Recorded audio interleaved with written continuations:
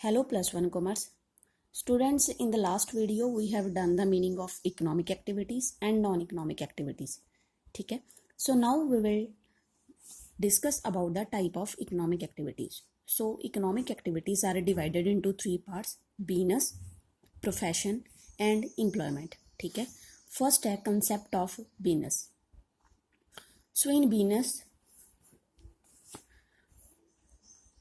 two words are main. First is economic activity and profit. ठीक है, economic activity ਕੀ ਹੋਏਗੀ ਕਿ ਅਗਰ ਕੋਈ ਬਿਜ਼ਨਸ ਕੀਤਾ ਜਾਂਦਾ ਹੈ ਤਾਂ ਉਹਦੇ ਵਿੱਚ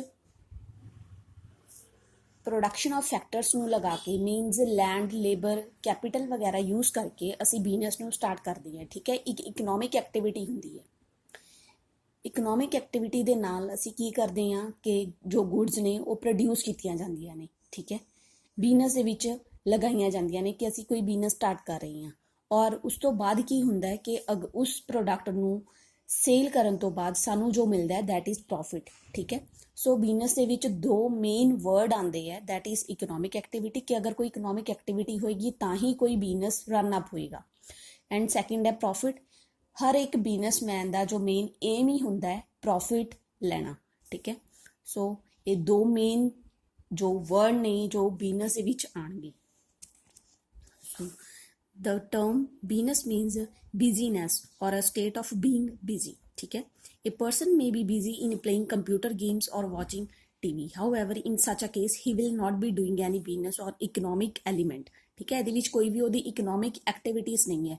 ਅਗਰ ਤੁਸੀਂ ਕੋਈ ਇਕਨੋਮਿਕ ਐਕਟੀਵਿਟੀ ਕਰੋਗੇ ਉਹੀ ਕੰਸੀਡਰ ਕੀਤਾ ਜਾਏਗਾ ਬਿਜ਼ਨਸ ਦੇ ਵਿੱਚ। ਠੀਕ ਹੈ, so in missing of these activities, so business means a state of being busy in economic activity. so ਇੱਕ economic activities ਹੋਣੀ ਚਾਹੀਦੀ ਹੈ। ਇਹ ਨਹੀਂ ਹੈ ਕਿ ਤੁਸੀਂ ਆਪਣੇ ਘਰ ਦੇ ਵਿੱਚ ਅਗਰ ਤੁਸੀਂ ਘਰ ਦੇ ਵਿੱਚ ਟੀਵੀ ਦੇਖ ਰਹੇ ਹੋ ਤਾਂ ਇਹਦੇ ਵਿੱਚ ਕੋਈ ਵੀ ਇਕਨੋਮਿਕ ਐਕਟੀਵਿਟੀ ਨਹੀਂ ਹੈ। ਇਕਨੋਮਿਕ ਐਕਟੀਵਿਟੀ ਦੇ ਵਿੱਚ ਕੋਈ ਪ੍ਰੋਸੈਸ ਹੋਣਾ ਚਾਹੀਦਾ, ਕੋਈ ਐਕਟੀਵਿਟੀ ਹੋਣੀ ਚਾਹੀਦੀ ਹੈ ਜਿਹੜੀ ਕਿ ਬਿਜ਼ਨਸ ਦੇ ਵਿੱਚ ਬਿਜ਼ਨਸ ਰਨ ਅਪ ਕਰਨ ਦੇ ਵਿੱਚ ਬਿਜ਼ਨਸ ਨੂੰ ਚਲਾਉਣ ਦੇ ਵਿੱਚ ਸਾਡੀ ਹੈਲਪ ਕਰਦੀ ਹੈ। ਠੀਕ ਹੈ, ਸੋ ਨੈਕਸਟ ਹੈ कि business refer to those economic activities which are connected with the production, purchase and sale of goods or supply of service with the main objective of earning profit. ठीक है, economic activities ਵਿੱਚ ਕੀ ਹੋਏਗਾ ਕਿਉਂਕਿ production ਕੀਤੀ ਜਾਏਗੀ, purchasing of sale of goods the purchasing ਵੀ ਕੀਤੀ ਜਾਂਦੀ ਹੈ, sale ਵੀ ਕੀਤੀ ਜਾਂਦੀ ਹੈ। ਠੀਕ ਹੈ, ਉਹ ਇੱਕ ਐਕਟੀਵਿਟੀ ਦੇ ਅੰਡਰ ਆਏਗੀ ਔਰ ਇਸ ਤੋਂ ਬਾਅਦ ਸੇਲ ਕਰਨ ਤੋਂ ਬਾਅਦ ਜੋ ਬਿਜ਼ਨਸਮੈਨ ਨੂੰ ਅਰਨਿੰਗ ਹੋਏਗੀ ਦੈਟ ਇਜ਼ ਪ੍ਰੋਫਿਟ। ਔਰ ਹਰ ਇੱਕ ਜੋ ਬਿਜ਼ਨਸਮੈਨ ਹੈ ਉਹ ਇਹੀ ਕਹੇਗਾ ਕਿ ਉਸਨੂੰ ਮੈਕਸੀਮਮ ਪ੍ਰੋਫਿਟ ਮਿਲੇ। ਐਗਜ਼ਾਮਪਲਸ ਨੇਗੀਆਂ ਕੁਝ ਬਿਜ਼ਨਸ ਦੀਆਂ that is farming, manufacturing, fishing. ਠੀਕ ਹੈ, ਇਹਦੇ ਵਿੱਚ ਉਹ ਕੋਈ ਆਪਣਾ ਬਿਜ਼ਨਸ ਸਟਾਰਟ ਕਰਦੇ ਨੇ, ਬਿਜ਼ਨਸ ਕੀਤਾ ਜਾਂਦਾ ਹੈ। ਮੈਨੂਫੈਕਚਰਿੰਗ ਦੇ ਵਿੱਚ ਕੁਝ ਪ੍ਰੋਡਕਸ਼ਨ ਫੈਕਟਰੀਜ਼ ਦੇ ਵਿੱਚ ਪ੍ਰੋਡਿਊਸ ਕੀਤੀਆਂ ਜਾਂਦੀਆਂ ਨੇ। ਕਲੀਅਰ ਹੈ? ਸੋ ਨੈਕਸਟ ਹੈ ਕਰੈਕਟਰਿਸਟਿਕਸ ਆਫ ਬਿਜ਼ਨਸ। ਫਸਟ ਹੈ ਐਨ ਇਕਨੋਮਿਕ ਐਕਟੀਵਿਟੀ। ਸੋ ਇਹ ਕਲੀਅਰ ਹੀ ਹੈ ਕਿ ਇਹਦੇ ਵਿੱਚ ਇੱਕ ਇਕਨੋਮਿਕ ਐਕਟੀਵਿਟੀ ਹੋਣੀ ਚਾਹੀਦੀ ਹੈ, ਕੋਈ ਪ੍ਰੋਸੈਸ ਹੋਣਾ ਚਾਹੀਦਾ, production, purchasing and selling process include ਹੋਣਾ ਚਾਹੀਦਾ। ਠੀਕ ਹੈ, ਪਰਚੇਜ਼ ਔਰ production of goods and services. So it's a clear ਕਿ ਬਿਜ਼ਨਸ ਤਾਂ ਹੀ ਸਟਾਰਟ ਹੋਏਗਾ ਅਗਰ ਇਹਦੇ ਵਿੱਚ ਪਰਚੇਜ਼ਿੰਗ ਐਂਡ ਸੇਲਿੰਗ ਦੇ ਕੰਸੈਪਟਸ ਆਉਣਗੇ। ਓਕੇ, ਸੇਲ ਔਰ exchange of goods and services. ਇਹ ਵੀ ਕਲੀਅਰ ਹੈ ਕਿ ਅਸੀਂ ਅਗਰ ਮੈਨੂਫੈਕਚਰਿੰਗ ਹੋ ਰਹੀ ਹੈ ਫੈਕਟਰੀ ਦੇ ਵਿੱਚ ਤਾਂ ਮੈਨੂਫੈਕਚਰਿੰਗ ਉਹ ਸਿਰਫ ਆਪਣੀ ਸ਼ਾਪਸ ਦੇ ਵਿੱਚ ਰੱਖਣ ਲਈ ਹੀ ਨਹੀਂ ਕਰ ਰਹੇ ਬਲਕਿ ਉਹਨਾਂ ਦੀ ਸੇਲਸ ਮਾਰਕੀਟ ਦੇ ਵਿੱਚ ਕਰਨ ਦੇ ਲਈ ਹੀ ਉਹ ਮੈਨੂਫੈਕਚਰਿੰਗ ਕਰ ਰਹੇ ਨੇ। ਸੋ ਸੇਲ ਔਰ exchange of goods and services is a main characteristics of business. Dealing in goods and services on a regular basis. ਠੀਕ ਹੈ, ਰੈਗੂਲਰ ਬੇਸਿਸ ਦੇ ਉੱਪਰ ਟ੍ਰਾਂਜੈਕਸ਼ਨਸ ਹੋਣੀਆਂ ਚਾਹੀਦੀਆਂ ਨੇ। ਇਹ ਨਹੀਂ ਹੈ ਕਿ ਅਗਰ ਕੋਈ ਪਰਸਨ ਹੈ ਉਹ ਮਾਰਕੀਟ ਦੇ ਵਿੱਚ ਅਗਰ ਫੋਨ ਨੂੰ ਸੇਲ ਕਰ ਰਿਹਾ ਸਿਰਫ ਵਨ ਟਾਈਮ ਕਰ ਰਿਹਾ ਤਾਂ ਉਹ ਬਿਜ਼ਨਸ ਦੇ ਵਿੱਚ ਕੰਸੀਡਰ ਨਹੀਂ ਹੋਏਗਾ ਬਲਕਿ ਅਗਰ ਸ਼ਾਪਸ ਦੇ ਵਿੱਚ ਉਹਨੇ ਆਪਣਾ ਸਟਾਕ ਰੱਖਿਆ ਹੋਇਆ ਫੋਨਸ ਦਾ ਔਰ ਉਹ ਸੈਲਿੰਗ ਕਰ ਰਿਹਾ ਉਹਦੇ ਵਿੱਚ ਦੈਟ ਇਜ਼ ਕਾਲਡ ਬਿਜ਼ਨਸ। ਠੀਕ ਹੈ, ਪ੍ਰੋਫਿਟ ਅਰਨਿੰਗ। ਸੋ ਇਹ ਕਲੀਅਰ ਹੀ ਹੈ ਕਿ ਅਗਰ ਕੋਈ ਬਿਜ਼ਨਸਮੈਨ ਜਾਂ ਕੋਈ ਪਰਸਨਸ ਅਗਰ ਕੋਈ ਬਿਜ਼ਨਸ ਕਰ ਰਿਹਾ ਤਾਂ ਉਹਦਾ ਮੇਨ ਮੋਟਿਵ ਹੀ ਹੁੰਦਾ ਹੈ ਪ੍ਰੋਫਿਟ ਅਰਨਿੰਗ ਕਰਨਾ। Clear? Uncertainties of return. Uncertainty of return ਕੀ ਹੁੰਦਾ ਹੈ ਕਿ ਅਗਰ ਕੋਈ ਬਿਜ਼ਨਸ ਸਟਾਰਟ ਕੀਤਾ ਜਾਂਦਾ ਹੈ ਇਹ ਨਹੀਂ ਹੈ ਕਿ ਸਿਰਫ ਉਹਦੇ ਵਿੱਚ ਸਾਨੂੰ ਪ੍ਰੋਫਿਟਸ ਹੀ ਮਿਲਣਗੇ, ਈਵਨ ਕਿ ਉਹਦੇ ਵਿੱਚ ਸਾਨੂੰ ਲੌਸਸ ਵੀ ਹੋ ਸਕਦੇ ਨੇ।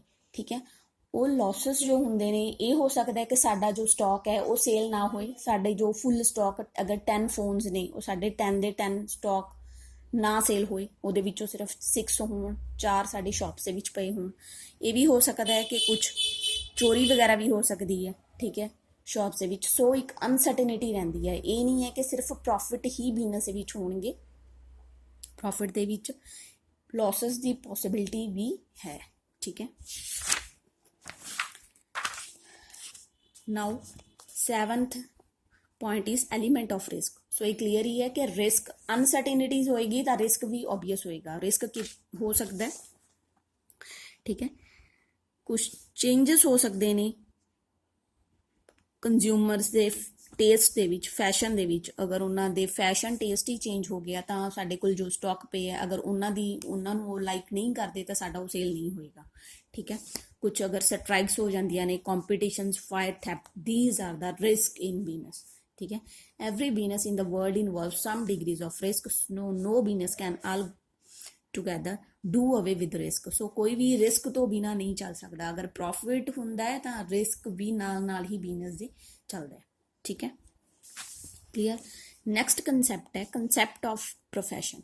हुण गल कीती है बिजनेस की कि कोई बिजनेस कोई परसन स्टार्ट करता है। ठीक है, ਉਹਦੀ ਮੈਨੂਫੈਕਚਰਿੰਗ ਕੀਤੀ ਜਾਂਦੀ ਹੈ, ਗੁड्स ਨੂੰ ਪ੍ਰੋਡਿਊਸ ਕੀਤਾ ਜਾਂਦਾ ਹੈ, ਤਾਂ ਉਸ ਤੋਂ ਬਾਅਦ ਕੋਈ ਜੋ ਪ੍ਰੋਡਕਟ ਹੈ ਉਹ ਪ੍ਰੋਡਿਊਸ ਹੁੰਦੀ ਹੈ, ਅਗਰ ਕੁਝ ਫੈਕਟਰ ਆਫ ਪ੍ਰੋਡਕਸ਼ਨ ਨੂੰ ਯੂਜ਼ ਕੀਤਾ ਜਾਂਦਾ ਹੈ। ਹੁਣ ਅਸੀਂ ਗੱਲ ਕਰ ਰਹੇ ਹਾਂ ਕਿ ਪ੍ਰੋਫੈਸ਼ਨ ਕੀ ਹੁੰਦਾ ਹੈ? Profession includes those activities which required special knowledge and skills to be applied by individual in their occupations to earn fees. ਠੀਕ ਹੈ, ਇੱਕ ਫੀਸ ਨੂੰ ਅਰਨਿੰਗ ਕਰਨੀ, ਉੱਥੇ ਸਾਨੂੰ ਮਿਲ ਰਿਹਾ ਸੀ ਪ੍ਰੋਫਿਟ, ਬਟ ਪ੍ਰੋਫੈਸ਼ਨ ਦੇ ਵਿੱਚ ਹੁੰਦਾ ਹੈ ਫੀਸ ਅਰਨਿੰਗ ਹੁੰਦੀ ਹੈ, ਉਹ ਫੀਸ ਲੈਂਦੇ ਆ ਜੋ ਪ੍ਰੋਫੈਸ਼ਨਲਸ ਹੁੰਦੇ ਹੈ। ਠੀਕ ਹੈ, ਇਹਨਾਂ ਦੇ ਕੋਲ ਇੱਕ ਸਪੈਸ਼ਲ ਨੌਲੇਜ ਹੁੰਦੀ ਹੈ, ਇੱਕ ਸਕਿੱਲ ਹੁੰਦੀ ਹੈ। ਠੀਕ ਹੈ, ਐਗਜ਼ਾਮਪਲ ਹੈ ਕਿ ਲਾਇਰ, ਡਾਕਟਰ, ਚਾਰਟਰਡ ਅਕਾਊਂਟੈਂਟਸ। ਸੋ ਇਹਨਾਂ ਦੇ ਕੋਲ ਇੱਕ ਸਪੈਸ਼ਲ ਡਿਗਰੀ ਹੁੰਦੀ ਹੈ। ਠੀਕ ਹੈ, ਇੱਕ ਸਪੈਸ਼ਲ ਸਕਿੱਲ ਹੁੰਦੀ ਹੈ, ਸਪੈਸ਼ਲ ਟ੍ਰੇਨਿੰਗ ਲਈ ਹੁੰਦੀ ਹੈ, ਉਸ ਤੋਂ ਬਾਅਦ ਇਹ ਪੂਰੇ ਪ੍ਰੋਫੈਸ਼ਨਲ ਬਣਦੇ ਹੈ। ਇਹ ਨਹੀਂ ਹੈ ਕਿ ਤੁਸੀਂ ਲਾਇਰ ਵਾਲੇ ਡਾਕਟਰ 'ਚ ਚਲੇ ਜਾਣਗੇ, ਅਗਰ ਡਾਕਟਰ ਦੀ ਡਿਗਰੀ ਡਾਕਟਰ ਕੋਲ ਹੈ, ਠੀਕ ਹੈ, ਉਹਨਾਂ ਨੇ ਪ੍ਰੋਪਰ ਟ੍ਰੇਨਿੰਗ ਵਗੈਰਾ ਲਈ ਹੈ, ਫਿਰ ਹੀ ਉਹਨਾਂ ਨੂੰ ਉਹ ਪ੍ਰੋਫੈਸ਼ਨ ਦੇ ਵਿੱਚ ਆ ਜਾਂਦੇ ਹੈ ਉਸ ਤੋਂ ਬਾਅਦ। ਔਰ ਉਸ ਤੋਂ ਬਾਅਦ ਉਹ ਆਪਣੀ ਫੀਸ ਅਰਨਿੰਗ ਕਰਦੇ, ਉਹਨਾਂ ਨੂੰ ਫੀਸ ਮਿਲਦੀ ਹੈ।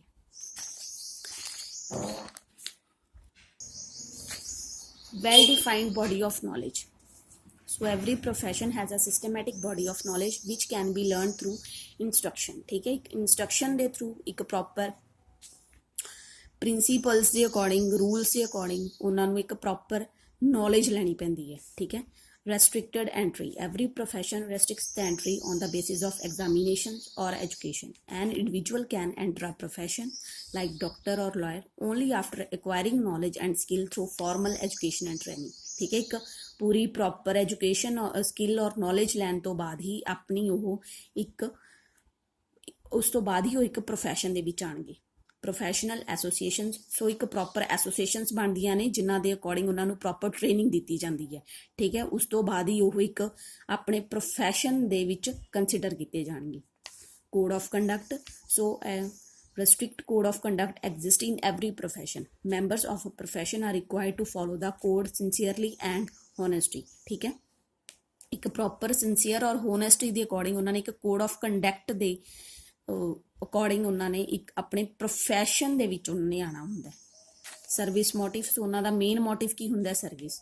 ਫੋਰ ਐਗਜ਼ਾਮਪਲ ਕਿ ਇੱਕ ਲਾਇਰ ਹੈ ਤਾਂ ਉਹਦਾ ਜੋ ਮੇਨ ਸਰਵਿਸ ਕਰਦਾ ਹੈ, ਉਹਦਾ ਮੋਟਿਵ ਕੀ ਹੁੰਦਾ ਹੈ ਕਿ ਜਸਟਿਸ ਦਿੱਤਾ ਜਾਏ। ਇੱਕ ਡਾਕਟਰ ਦਾ ਕੀ ਹੁੰਦਾ ਹੈ ਕਿ ਕੋਈ ਵੀ ਕਿਸੇ ਨੂੰ ਹੋ ਸਕੇ ਤਾਂ ਉਹਦੀ ਪ੍ਰੋਪਰ ਟ੍ਰੀਟਮੈਂਟ ਕਰ ਸਕਣ। ਠੀਕ ਹੈ, ਰਿਵਾਰਡ ਔਰ return. So professional earn income in the farm of ਉਹਨਾਂ ਨੂੰ ਇੱਕ ਫੀਸ ਦਿੱਤੀ ਜਾਂਦੀ ਹੈ, ਪ੍ਰੋਫੈਸ਼ਨਲ ਦੀ ਫੀਸ ਹੁੰਦੀ ਹੈ। Nature of work. So professional provide consultancy and advisory service to the client. ਠੀਕ ਹੈ, ਉਹਨਾਂ ਨੂੰ ਕੰਸਲਟੈਂਸੀ ਵੀ ਦਿੰਦੇ ਨੇ, ਇਹ ਉਹਨਾਂ ਨੂੰ ਇੱਕ ਸਰਵਿਸਿਸ ਵੀ ਪ੍ਰੋਵਾਈਡ ਕਰਦੇ ਨੇ ਉਹਨਾਂ ਦੀ ਨੀਡ ਦੇ ਅਕੋਰਡਿੰਗ। ਕਲੀਅਰ ਹੈ। ਨੈਕਸਟ ਹੈ concept of employment. Employment refer to the occupational in which people work for other and get remunerated in return in the form of salary or wages. So employment ਦੇ ਵਿੱਚ ਕੀ ਹੁੰਦਾ ਹੈ ਕਿ ਜੋ employee ਹੋਏਗਾ ਇਹ ਕਿਸੇ ਦੇ ਅੰਡਰ ਕੰਮ ਕਰਦਾ ਹੈ ਔਰ ਉਸ ਦੇ ਬਦਲੇ ਉਸਨੂੰ ਵੇਜਸ ਦਿੱਤੇ ਜਾਂਦੇ ਨੇ ਜਾਂ ਸੈਲਰੀ ਦਿੱਤੀ ਜਾਂਦੀ ਹੈ। ਠੀਕ ਹੈ, ਇਹਦੇ ਫੀਚਰਸ ਕੀ ਹੈ? ਕੰਟਰੈਕਚੁਅਲ ਰਿਲੇਸ਼ਨ, ਸੋ ਇੱਕ ਕੰਟਰੈਕਟ ਕੀਤਾ ਜਾਂਦਾ ਹੈ ਇੰਪਲੋਇਰ ਔਰ ਇੰਪਲੋਈ ਦੇ ਵਿੱਚ। ਠੀਕ ਹੈ, ਇਹ ਕੰਟਰੈਕਟ ਜੋ ਹੋ ਸਕਦਾ ਹੈ ਰਿਟਨ ਵੀ ਹੋ ਸਕਦਾ ਹੈ ਔਰ ਔਰਲ ਵੀ ਹੋ ਸਕਦਾ ਹੈ ਔਰ ਇਹਦੇ ਵਿੱਚ ਸਾਰੀਆਂ ਟਰਮਸ ਐਂਡ ਕੰਡੀਸ਼ਨਸ ਉਹਨੂੰ at the time of joining ਹੀ ਦੱਸ ਦਿੱਤੀਆਂ ਜਾਂਦੀਆਂ ਨੇ। ਕਲੀਅਰ? ਨੈਕਸਟ ਹੈ ਰਿਟਰਨ ਔਰ reward. So the employee is paid salary or wages, nature of work, so it's according to the employer or nature of work ਦੇ according ਉਹਦੀ ਜੋ ਅਪਾਇੰਟਮੈਂਟ ਹੁੰਦੀ ਹੈ। Capital investment, so there is no any need of capital. ठीक है, क्योंकि employee ने सिर्फ इंप्लॉयर ਦੇ ਅੰਡਰ ਹੀ ਕੰਮ ਕਰਨਾ ਹੁੰਦਾ ਹੈ। ਕੋਡ ਆਫ ਕੰਡਕਟ, ਸੋ ਜੋ ਇੰਪਲਾਈ ਹੋਏਗਾ ਇਹ ਆਪਣੀ ਜੌਬ ਦੇ ਅਕੋਰਡਿੰਗ ਇੰਪਲਾਇਰ ਦੇ ਅਕੋਰਡਿੰਗ ਜੋ ਵੀ ਕੋਡ ਆਫ ਕੰਡਕਟਸ ਮੈਂਸ਼ਨ ਹੁੰਦੇ ਨੇ ਉਹਨਾਂ ਨੂੰ ਇਹਨਾਂ ਨੂੰ ਫੋਲੋ ਕਰਨਾ ਪੈਂਦਾ ਹੈ। ਕੁਆਲੀਫਿਕੇਸ਼ਨ, ਸੋ ਇਹਦੀ ਆਪਣੀ ਜੋ ਡਿਗਰੀ ਜਾਂ ਕੁਆਲੀਫਿਕੇਸ਼ਨ ਦੇ ਅਕੋਰਡਿੰਗ ਇਹਨਾਂ ਨੂੰ ਵਰਕ ਦਿੱਤਾ ਜਾਂਦਾ ਹੈ। ਠੀਕ ਹੈ, ਸੋ ਨੈਕਸਟ ਹੈ difference between business, profession and employment. So you do it yourself। ठीक है, नेक्स्ट टॉपिक है classification of business activity. Now business activity is divided into two parts. First है इंडस्ट्री एंड सेकंड है commerce. ठीक है, सो जो business है business ਦੇ ਵਿੱਚ ਦੋ ਮੇਨ ਕਲਾਸੀਫਿਕੇਸ਼ਨਸ ਨੇਗੀਆਂ, ਇੱਕ ਇੰਡਸਟਰੀ ਔਰ ਕਾਮਰਸ ਨੂੰ ਦੋਨਾਂ ਨੂੰ ਮਿਲਾ ਕੇ ਹੀ ਜੋ ਬਿਜ਼ਨਸ ਬਣੇਗਾ। ਇੰਡਸਟਰੀਜ਼ ਕੀ ਹੁੰਦੀਆਂ ਨੇ? Industries refer to economic activity which are connected with conversions of resources into the useful goods. ਠੀਕ ਹੈ, ਜੋ ਸਾਡੇ ਕੋਲ ਰॉ ਮਟੀਰੀਅਲ ਹੋਏਗਾ, ਜੋ ਸਾਡੇ ਕੋਲ ਫੈਕਟਰਸ ਹੁੰਦੇ ਨੇ ਪ੍ਰੋਡਕਸ਼ਨਸ ਤੇ ਉਹਨਾਂ ਨੂੰ ਯੂਜ਼ ਕਰਕੇ ਅਸੀਂ ਜੋ ਇੱਕ ਯੂਜ਼ਫੁਲ ਗੁੱਡਸ ਮੀਨਸ ਕਿ ਇੱਕ ਫਾਈਨਲ ਪ੍ਰੋਡਕਟ ਨੂੰ ਜੋ ਬਣਾਉਂਦੇ ਹੈ ਦੈਟ ਇਜ਼ ਉਹ ਸਾਰੀਆਂ ਜੋ ਐਕਟੀਵਿਟੀਜ਼ ਹੋਣਗੀਆਂ ਉਹ ਇੰਡਸਟਰੀ ਦੇ ਅੰਡਰ ਆਉਣਗੀਆਂ। ਹੁਣ ਯੂਜ਼ਫੁਲ ਗੁੱਡਸ ਮੀਨਸ ਕਿ ਅਗਰ ਅਸੀਂ ਕਾਟਨ ਹੈ ਸਾਡੇ ਕੋਲ, ਠੀਕ ਹੈ, ਉਹ ਫੈਕਟਰੀ ਦੇ ਵਿੱਚ ਜਾਏਗੀ, ਮੈਨੂਫੈਕਚਰਿੰਗ ਹੋਏਗੀ, ਉਸ ਤੋਂ ਬਾਅਦ ਸਾਨੂੰ ਥਰੈਡ ਮਿਲਦਾ ਹੈ ਜਾਂ ਸਾਨੂੰ ਥਰੈਡ ਤੋਂ ਬਾਅਦ ਸਾਨੂੰ ਪ੍ਰੋਪਰ ਕਲੋਥਸ ਮਿਲਦੇ ਨੇ, ਦੈਟ ਇਹ ਜੋ ਸਾਰਾ ਪ੍ਰੋਸੈਸ ਹੋਏਗਾ ਇਹ ਸਾਰਾ ਇੰਡਸਟਰੀ ਦੇ ਵਿੱਚ ਹੋਏਗਾ। ਠੀਕ ਹੈ, ਨਾਓ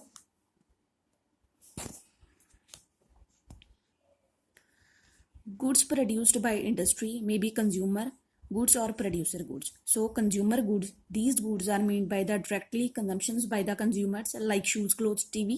Clear है?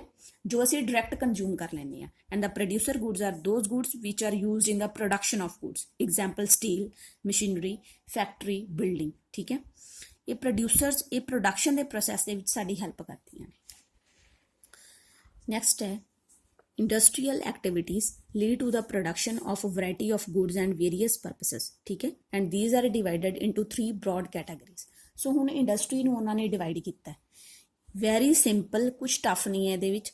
so first ਕੀ ਹੈ ਕਿ primary industry ਹੁੰਦੀ ਹੈ, secondary and tertiary। ਠੀਕ ਹੈ, primary industry is those industries which are connected with the extraction and production of natural resources and reproduction and development of living organisms, plants।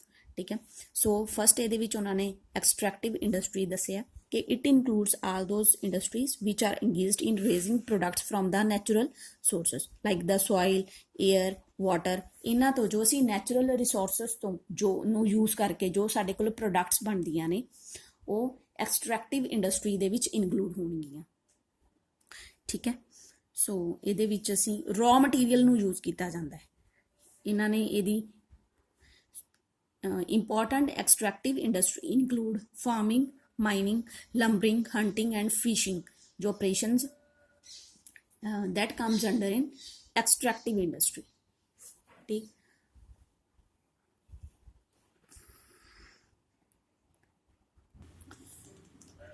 genetic industry, genetic it includes all those industry which are engaged in breeding plants and animals for their use in further reproductions। examples rearing of cattle for milk। ठीक है, important genetic industry include poultry farming, cattle breeding, fish hatchery। ठीक है, ਇਹ picture ਤੋਂ ਵੀ clear ਹੋ ਜਾਏਗਾ ਕਿ ਐਕਸਟ੍ਰੈਕਟਿਵ industry ਦੇ ਵਿੱਚ ਕੀ ਹੁੰਦਾ ਹੈ ਕਿ ਅਸੀਂ ਰॉ ਮਟੀਰੀਅਲ ਨੂੰ ਯੂਜ਼ ਕਰ ਰਹੇ ਹਾਂ, ਬਟ ਇਹਦੇ ਵਿੱਚ ਜੈਨੇਟਿਕ ਇੰਡਸਟਰੀ ਦੇ ਵਿੱਚ ਕੀ ਹੋਏਗਾ ਕਿ ਸਾਡੇ ਕੋਲ ਜੋ ਪੋਲਟਰੀ ਫਾਰਮਿੰਗਸ ਵਗੈਰਾ ਨੇ ਅਸੀਂ ਉਹਨਾਂ ਨੂੰ ਯੂਜ਼ ਕਰ ਰਹੇ ਹਾਂ, ਠੀਕ ਹੈ, ਉਹਨਾਂ ਦੇ ਐਗਜ਼ ਨੂੰ, ਮੀਟ ਨੂੰ ਫਰਦਰ ਅਸੀਂ ਆਪਣੀ ਪ੍ਰੋਡਕਸ਼ਨ ਦੇ ਵਿੱਚ ਯੂਜ਼ ਕਰਕੇ ਉਹਨਾਂ ਨੂੰ ਸੇਲ ਕਰਦੇ ਹਾਂ, ਠੀਕ ਹੈ। ਸੋ ਇਹ ਅੰਡਰ ਆਣਗੇ ਜੈਨੇਟਿਕ ਇੰਡਸਟਰੀ ਦੇ, ਬਟ ਇਹ ਦੋਨੋਂ ਕੀ ਨੇ, ਹੈਗੇ ਨੈਚੁਰਲ ਰਿਸੋਰਸਿਸ ਨੇ, ਠੀਕ ਹੈ। ਸੋ ਇਹ ਪ੍ਰਾਇਮਰੀ ਇੰਡਸਟਰੀ ਹੈ ਕਿ ਜਿਹਦੇ ਵਿੱਚ ਸਟਾਰਟਿੰਗ ਤੋਂ ਹੀ ਅਸੀਂ ਰॉ ਮਟੀਰੀਅਲ ਯੂਜ਼ ਕਰਦੇ ਹਾਂ ਔਰ ਫਿਰ ਅਸੀਂ ਜੋ ਸਾਨੂੰ ਨੈਚੁਰਲ ਅਸੀਂ ਮੀਟ ਐਗ ਵਗੈਰਾ ਯੂਜ਼ ਕਰਨ ਦੇ ਲਈ ਅਸੀਂ ਐਨੀਮਲਸ ਨੂੰ ਯੂਜ਼ ਕਰਦੇ ਹਾਂ, ਠੀਕ ਹੈ। ਨੈਕਸਟ ਹੈ secondary industry. Secondary industry includes all those activities which are connected with using the material which have already been extracted at the primary stage, कि जो primary stage ਦੇ ਵਿੱਚੋਂ ਨਿਕਲ ਚੁੱਕੀ ਹੈ, ਠੀਕ ਹੈ। ਇਹਦੇ ਵਿੱਚ examples ਲਈਏ ਕਿ ਅਗਰ sugar cane is produced in primary industry but sugar is produced by using sugar cane is a raw material in the secondary industry. Sugar cane ਕੀ ਹੈ, ਇੱਕ ਪ੍ਰਾਇਮਰੀ ਇੰਡਸਟਰੀ ਦੇ ਵਿੱਚ ਆਏਗਾ, ਠੀਕ ਹੈ, ਬਟ ਸ਼ੂਗਰ ਕੈਨ ਤੋਂ ਅਗਰ ਅਸੀਂ ਸ਼ੂਗਰ ਪ੍ਰੋਡਿਊਸ ਕਰ ਰਹੇ ਹਾਂ then sugar comes under in secondary industry, ठीक है। Secondary industry can be further classified into two categories. First is manufacturing industry. ਇਹਦੇ ਵਿੱਚ manufacturing ਕੀਤੀ ਜਾਂਦੀ ਹੈ, ਕੁਝ processing ਕੀਤਾ ਜਾਂਦਾ ਹੈ ਕਿ raw material ਨੂੰ financial product ਦੇ ਵਿੱਚ produce ਕਰਨ ਦੇ ਲਈ, ਠੀਕ ਹੈ। examples cotton ਹੈ, ਮੈਂ already examples ਦੇ ਹੀ ਚੁੱਕੀ ਹਾਂ ਕਿ cotton ਨੂੰ ਅਗਰ ਅਸੀਂ ਫੈਕਟਰੀ ਦੇ ਵਿੱਚ ਯੂਜ਼ ਕਰਕੇ ਅਸੀਂ ਉਹ ਤੋਂ ਕਲੋਥਸ ਨੂੰ ਰੈਡੀ ਕਰਦੇ ਹਾਂ, ਠੀਕ ਹੈ। ਇਹਦੇ ਵਿੱਚ ਐਨਾਲਿਟੀਕਲ ਇੰਡਸਟਰੀ ਹੋਏਗੀ। In this industry the basic raw material are analysed and separated into different finished product. For examples crude oil, ਠੀਕ ਹੈ, ਅਸੀਂ ਜੋ ਕਰੂਡ ਆਇਲ ਹੁੰਦਾ ਉਹਨੂੰ ਅਸੀਂ ਯੂਜ਼ ਕਰਕੇ ਦੈਨ ਫਿਨਿਸ਼ ਕਰਕੇ ਅਸੀਂ ਉਹ ਤੋਂ ਕੈਰੋਸਿਨਸ, ਪੈਟਰੋਲ, ਡੀਜ਼ਲਸ ਵਗੈਰਾ ਪ੍ਰਪੇਅਰ ਕਰਦੇ ਹਾਂ। Synthetic industry, in this industry two or more raw materials are combined together, ਇਹਦੇ ਵਿੱਚ combine ਕੀਤੇ ਜਾਂਦੇ ਨੇ, ਠੀਕ ਹੈ। ਕੁਝ various chemicals are mixed together to manufacture cement, ਠੀਕ। Third ਹੈ processing industry. So a product passes through various stages to become a final product like sugar industry and paper industry, ठीक। Assembling industry, in this industry different components are assembled to make a new product. Examples automobile industry and TV industry, clear। Next है construction industry.